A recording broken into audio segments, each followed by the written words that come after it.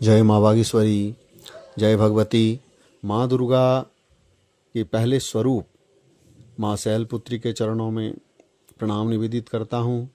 वंदे वाञ्छितलाभाय चन्द्रार्धकृतशेखरां वृषारूढां शूलधरां शैलपुत्रीं यशस्विनीं। माँ दुर्गा अपने पहले स्वरूप में शैलपुत्री के नाम से जानी जाती हैं। पर्वतराज हिमालय के यहाँ पुत्री के रूप में उत्पन्न होने के कारण इनका यह नाम शैलपुत्री पड़ा था। वृषभ स्थिता इन माता जी के दाहिने हाथ में त्रिशूल और बाएं हाथ में कमल पुष्प सुशोभित हैं। यही नव दुर्गाओं में प्रथम दुर्गा हैं। इनकी कथा इस प्रकार है कि अपने पूर्व जन्म में ये प्रजापति दक्ष की कन्या के रूप में उत्पन्न हुई थीं। तब इनका नाम सती था। इनका विवाह भगवान शंकर जी से हुआ था। एक बार प्रजापति दक्ष ने एक बहुत बड़ा यज्ञ किया।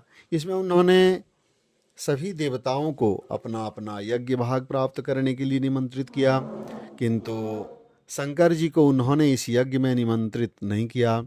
सती ने जब सुना कि हमारे पिता एक अत्यंत विशाल यज्ञ का अनुष्ठान कर रहे हैं, तब वहाँ जाने के लिए उनका मन विकल उठा। अपनी यह इच्छा उन्होंने शंकर जी को बताई।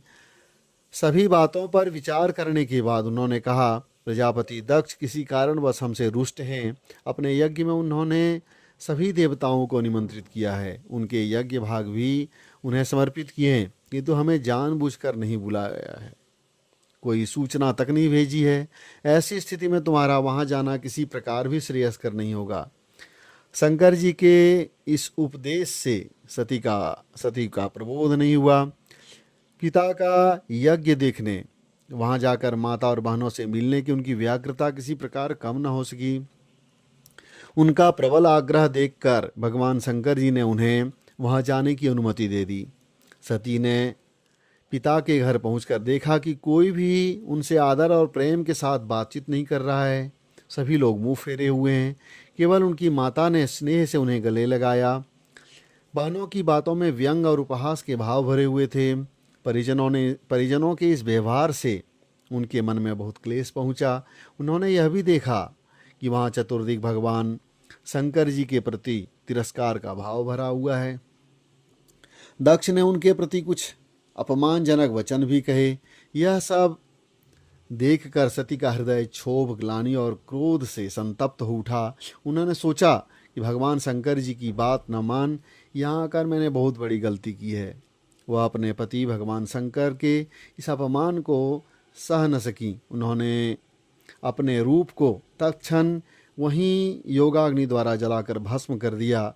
वज्रपात के समान इस दारुण दुखद घटना को सुनकर शंकर जी ने क्रुद्ध हो अपने गणों को भेजकर दक्ष के उस यज्ञ का पूर्णतः विध्वंस करा दिया।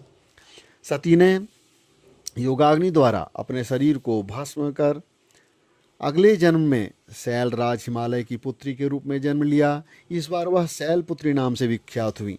पार्वती, हेमवती भी उन्हीं के नाम हैं। उपनिषद की एक कथा के अनुसार इन्होंने हेमवती स्वरूप से देवताओं का गर्वभंजन किया था। शैलपुत्री देवी का विवाह श्री शंकर जी से हुआ। पूर्व जन्म की भांति इस जन्म में भी वह शिव जी की अर्धांगिनी बनी। नव दुर्गाओं में प्रथम शैलपुत्री दुर्गा का महत्व और शक्ति अनंत है। नवरात्र पूजन में प्रथम दिवस इन्हीं की पूजा और उपासना की जाती है।